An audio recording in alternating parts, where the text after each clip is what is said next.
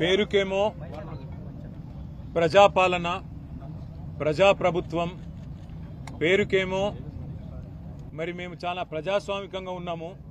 అని చెప్పి తెల్లారి లేస్తే పాడిందే పాటరా అన్నట్టు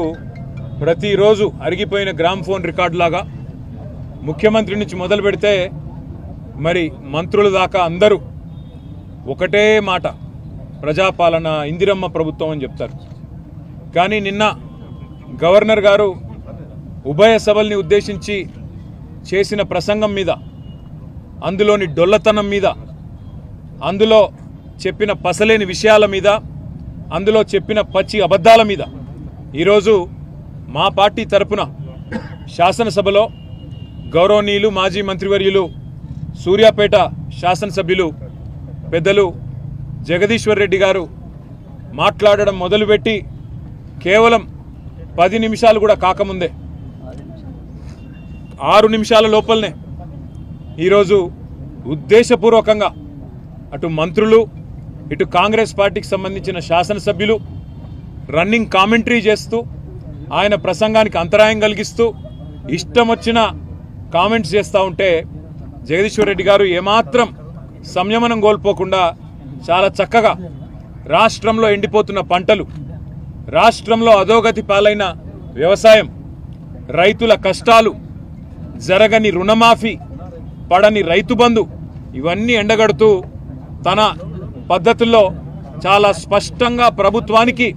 ఇవాళ ఒక హెచ్చరికలాగా రాష్ట్ర ప్రజల తరపున చేస్తుంటే అమలు కాని 6 గ్యారంటీలు, ఇచ్చిన 420 హామీల వాగ్దాన భంగం, వీటన్నిటి మీద విమర్శలతో ఇవాళ దాడి చేస్తుంటే తట్టుకోలేని ప్రభుత్వం ఈరోజు నీతిబాహ్యంగా, నిస్సిగ్గుగా ఇవాళ కేవలం అబద్ధాల మీద ఆధారపడే ఈరోజు మా గౌరవ సభ్యులు జగదీశ్వర్ రెడ్డి గారిని అనని మాటను అన్నట్టుగా చిత్రీకరించి ఇవాళ సస్పెండ్ చేసే ప్రయత్నం చేసింది. ఇవాళ 2 ముఖ్యమైన విషయాలు ఇక్కడ మేము చెప్పాల్సింది. జగదీశ్వర్ రెడ్డి గారు ఒక్కటంటే ఒక్క మాట కూడా,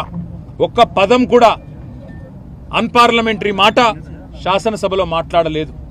కేవలం అన్నది ఒకటే ఒక్క మాట. ఏమన్నారు ఆయన? స్పీకర్ గారు, మీరు మాకందరికీ తండ్రి లాంటి వారు, మీరు మా అందరి తరపున అక్కడ ఉన్నారు, మా అందరి హక్కులు మీరే కాపాడాలి అని ఆక్రోశం వ్యక్తం చేశారు. దాంతోపాటు ఎక్కడా కనీసం ఒక్క మాట కూడా స్పీకర్ గారిని అగౌరవంగా, పొరపాటున కూడా పెద్దలు జగదీశ్వర్ రెడ్డి గారు అనలేదు. కానీ ఇవాళ అనని మాటను అన్నట్టుగా ఇవాళ